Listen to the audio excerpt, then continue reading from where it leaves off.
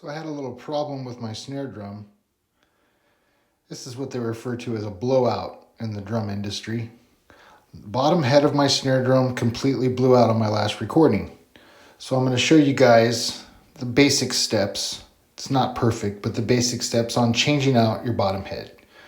First thing, throw the throw off. You're trying to loosen the tension of the snare. And then you go through and take the bottom head off. Basically, you just unscrew the drums with the drum key. It's a special key that you have to have just for drums. And you're loosening the bottom skin. Now, you do not need to take the snares all the way off. Some people do. I do not at this point. Fast change-out method, if you will. I basically leave the snares on while I'm changing out the head. I loosen up all of the tension rods on the bottom head of my snare. This is a 1959 Gretsch Broadcaster, so it's not modern hardware by any means. All right, so that's loosened up. The next step is loosening up the straps that are holding the snares onto the throw-off with a screwdriver. Like I said, this is a 1959 drum. Even that throw-off, even though the throw-off is from the 80s, they still were using screws. Most modern drums have tension rods now, but this is an old-fashioned drum where they used actual screws, so you are going to need a screwdriver. So yeah, reach in, basically find the two screws that are holding the strap on to the seat there on the drum, and you're just going to loosen those two screws with your screwdriver until you can basically pull that plastic strap out of the receiver. Loosen that up. And I do not loosen the throw-off side all the way off because the throw-off is actually tougher to put back on. So I just loosen it a little bit to give me some play. And this is the quick change-out method. You basically leave the snare hanging by one side, on the throw-off side usually. And then what I do is I take the rim off and I work the snare through the side hole of the actual rim, leaving your strap on the snares, and just basically kind of carefully work your way through the hole there. I leave all the tension rods in the rim still hanging in their position. I know a lot of guys will take their tension rods out and, wash and clean and everything and wash the rims and do all that stuff. But I'm basically showing you the quick change out method. If you've got a gig, if you're on the road and you're behind a bus somewhere in a parking lot or a van, this is your quick change out. So yeah, I went ahead and took care of that. That, my friends, is a lot of air moving on a very tight drum. So yeah, not much left of the previous resident. Yeah. So, going to go ahead and throw that off to the side. And then what we have here is a brand new Evans, what is called a hazy from some companies, snare side.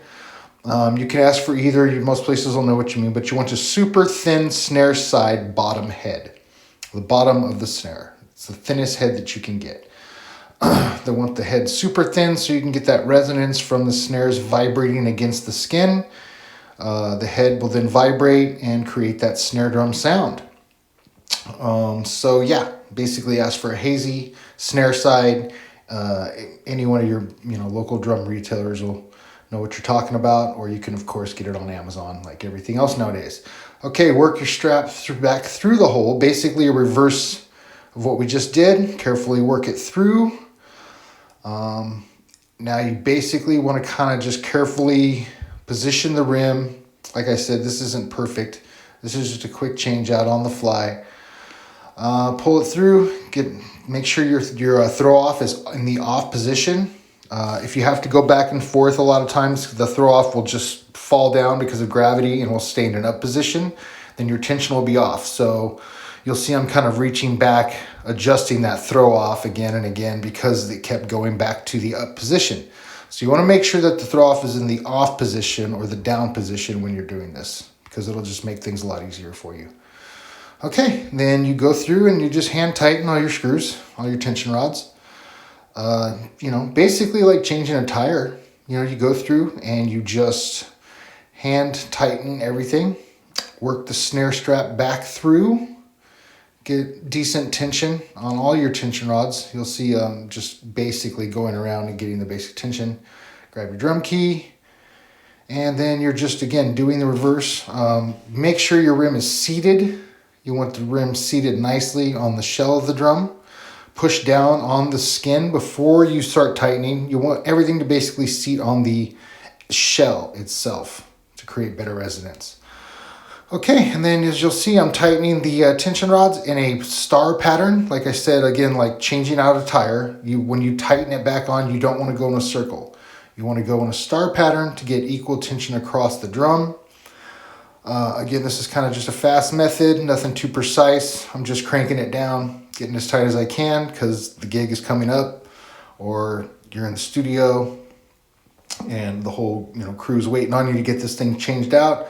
A lot of times you don't have time to tune the drum or mess with it too much. You literally just have to swap this out real quick. So that's kind of the situation that I'm showing you right here. Just what to do if you're just in a pinch and you got to swap out your head real quick on a gig.